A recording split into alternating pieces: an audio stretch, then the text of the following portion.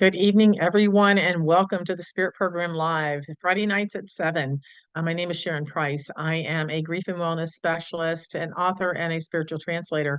Um, my program is to help people just benefit from healthier relationships, a healthier lifestyle, being able to keep their life in a positive, moving in a positive direction, making good choices, first for themselves, and then that spills over into the lives that your life touches.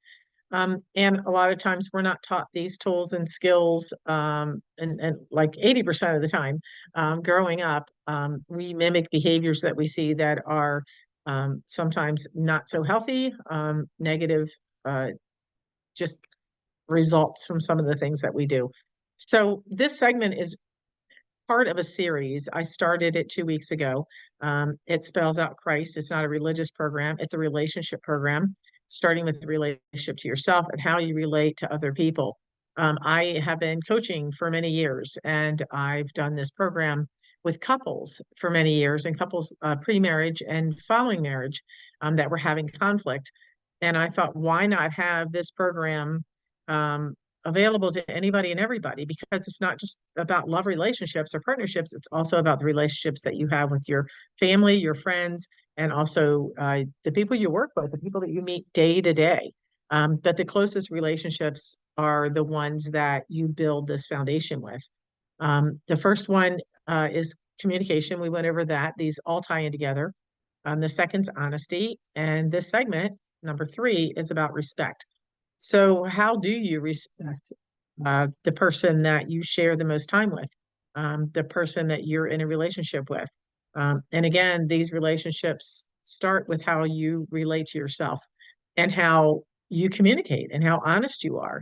And do you have good communication skills, or did you learn poor skills and really not develop the skills that you need? Are you emotionally balanced and mature? Because spiritual maturity and emotional maturity play a part in all relationships as well. Someone can be older and be less mature than someone that's younger, and it really depends on those aspects. So respect starts with, and I thought about three things earlier today I really wanted to talk about. But one is, do you respect the boundaries of the person that you spend the most time with and the relationships you spend the most time with? When someone says, I really don't want to discuss things, as soon as I come in from work, and we talked about this in another segment, and every night when they get home, you're doing something they call nagging. How do you feel if someone nags you? They just endlessly repeat the same thing.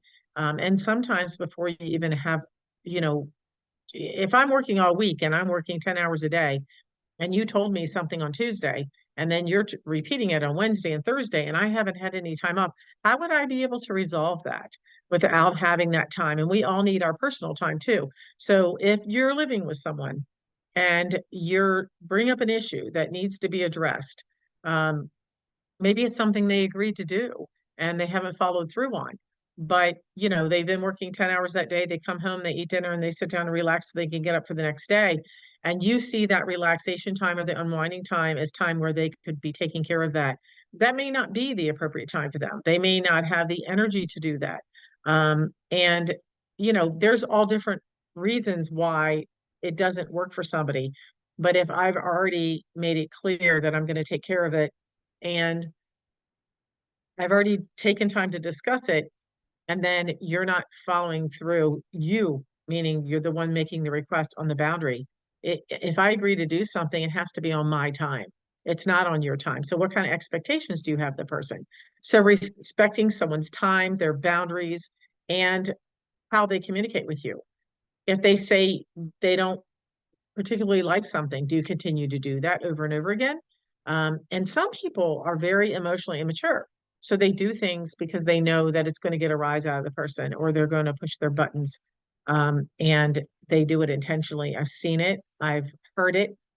I don't think there's much I haven't heard or seen, but every time I say that, then something new will arise. So I hope not, but things never cease to amaze me sometimes, and how things are handled by people. not one relationship is identical. So getting to know each person that you have a relationship with is critical. What do you know those things about them? Do you know if they need space to themselves, time to themselves? Does one person work at home all day long? The other person's out around people. The person that's at home, want some, communication time or some, someone to vent to. And the person that's been listening to it all day does not. So it's really getting to know the other person. Do you even know, your husband, wife, boyfriend, girlfriend, partner, whoever, best friend? Do you know what their favorite color is? Do you know what their favorite food is? Do you know the little, small details about them that make them who they are, that make, them happy, the things that, make them, again, it's not your job to make someone happy, but do you know those things about them? Knowing about that person. It's amazing how many times I went to talk to someone in the marriage program when people were coming to me for it and they didn't even know the smallest details, but yet they were marrying this person. They were, committing, to spending the rest of their life with them at that moment, and they didn't even know small things about the person. So respect is respecting someone's personal space. It's respecting them enough to allow them to have a say in something, and that it's equally shared, and that if you're sharing space and you're going to change the color of the bathroom or put carpet in when you had hardwood floors, there's something called compromise that you have to find in relationships when you share intimate relationships with people. If I'm going to buy a car that's my car, you drive your vehicle, I drive mine, I don't think it's necessary for you to have say so in which vehicle I choose unless we're sharing finances and we've agreed that we're going to spend 25,000 on a car and I'm looking at cars that are 50,000 and that doesn't fit in our budget. There's reasons why, that would come into play. That's a different situation. But I want to keep giving examples because I think it, paints a picture. And that's how I get to know couples when I see them, that, listening to them paint the picture. Everyone paints their own way and their picture of a situation is different. So you really have to hear two sides of a story and not to get involved and in the middle of a conflict when you're not involved. And then you hear one side and you take a side and you really don't know the other and you really don't know the exact, story because you're not there to witness it. And again, everyone has a different perspective. So building relationships is about respect, boundaries, again, good communication, being completely honest, and then also learning to share, time, space. It could be as little as you don't share space, but communicate by phone or by email, by text. Do you know the preference of that person? Do you know if it's difficult for them to maybe, again, talk during the day because there are a lot of people around them and you're wanting them to pick up the phone because you communicate better by, talking it out? Then you got to be able to find a time that works for both people. And that's being respectful in a relationship. The other thing is do you know what their goals are, their future plans? If you are planning on, moving in together or living together, do is where you're going to be, does it work for both of you? Is it a lot further away from one person's job than the other? What kind of stress does that put on the relationship? What kind of stress does it put on you, the person, your partner? Um, you talk about, future plans as far as we're getting married and, do you want to have children? That's important to discuss beforehand. One person may not want to, or they may want to wait longer than someone else. I've seen people play games and let the person think that they were protected and they weren't, and, decide for both of them together. Again, emotional maturity or immaturity when it comes to situations like that. These are just broad examples of things that can happen in conflicts that can happen in relationships. And the only way to resolve them is to have courage to ask the question, even if you think it may be, you know, a make or break deal. Maybe I'm not going to date this person any longer. Maybe I'm not going to stay friends. Maybe I'm not going to get married because our beliefs don't align, our, you know, future goals. And everybody has goals, call them dreams, goals, wishes, but they're, in business, I like to call them goals when you're doing personal things for health and wellness. But when you're talking about your life, your aspirations, your dreams, what you've always wanted, a lot of these things people have planted, since they were young. Maybe you're at a different age. Maybe you got together really young, or you were friends and then you got together later. And I knew you when, since we were 16, and we discussed this when we were 16 or 17, but now I'm, 35, and I have different, interest and different dreams for myself now that I've gotten older and I've matured, and, life has changed. So make sure you don't think that you know everything about the person because you meet back up with them later in life, or you stayed friends, but you've never rediscussed some of these things. Those are all really important when you're forming relationships and long-term relations, especially commitments. Going into business with someone. You're great friends now, but business is completely different. I say business is business, personal is personal. I will not compromise my financial well-being for the sake of a friendship.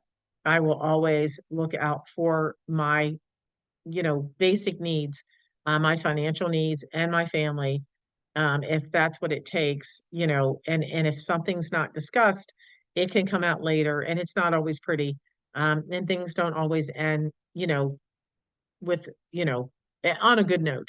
And that's what we really want. We want to be able to do that, even if things aren't working. And when things don't work out for people because they discover that maybe they've changed, people say, "Well, you've changed."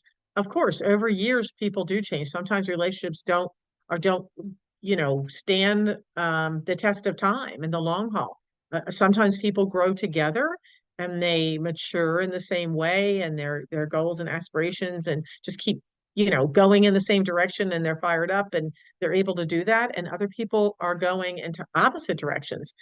They have something in their life sometimes that will happen, a huge upset or a loss of something.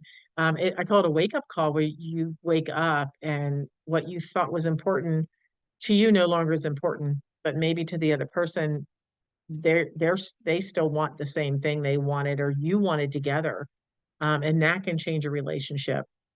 But the most important thing is to continue to communicate throughout a relationship so you know where you are, so that you spend that time together. So respecting your relationships is being able to find time for each other, regardless of how busy your schedule is. If you can't do that, I always said in my relationships, these are the two things that are most important. It's not money, it never will be. It is always going to be, to me, your time is your bank account. Use it or lose it. It's precious to me. I only have so much time. I'm very selfish with my time. I only give it to the people that I truly want to give it to. My personal time is spent on things that I need for my self-care, for being with my family, the people that I truly love, close friends that I want to spend time with. And that has to be divided up too, depending on how many friends you have, and who you spend your time with. But love and time are things that money cannot buy. And those to me are the most important things. So if you can't offer that in a relationship, and you think buying gifts and doing other things are going to replace that, it's not going to replace the connection that people need emotionally with people. At least for myself, I found that to be true when I work with people in relationships, when it all boils down to, um, you know, not spending time together. And a lot of times that's happening because they have completely different interests. There's nothing in common. And they say opposites attract. I don't believe that. I think opposites can attract in a bit a broader way, but the common interests have to be there. And that's how we form those relationships, because if we're are limited on time and I'm having to go do something that you like just to spend time with you, but I don't like the activity, eventually that will wear down the relationship. And I've seen it happen. It's even happened in my own, or I pretended to be happy doing something years ago when I was younger that I wasn't, just to please the other person and just to be able to spend time with them. You can do some compromising where, one time you do something that the other person liked you, if it's not going to harm you in any way. And maybe it's not movie you enjoy, or maybe it's not your favorite restaurant, but it's theirs. And then the next time you choose, then that's the compromising. That if you're always at opposite ends of the spectrum, then there's a hard look that you need to make it at your relationships, and review them and see how you can improve them. And that's what our relationship program does. So coaching program is for couples, and for individuals. And then the 12-week wellness program, the spirit program, it is actually going. We have a class going right now Wednesday evenings.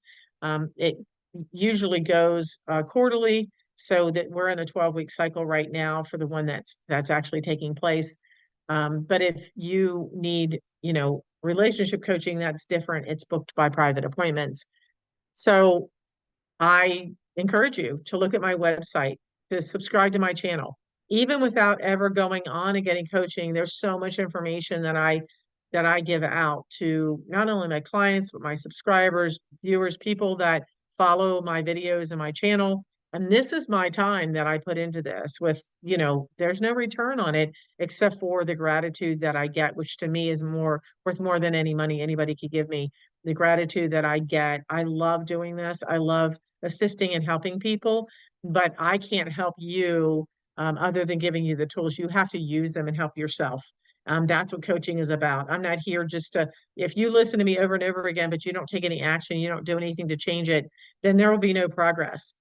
You're wasting your time. You're not wasting mine, because there are people that follow through on the things that are talked about, and they're proud of themselves, and they send little messages, and I run into them and they tell me how it makes a difference. And some of the people that are in my events also follow the program. So I don't think time is ever wasted in that way if you're fulfilling your purpose for someone.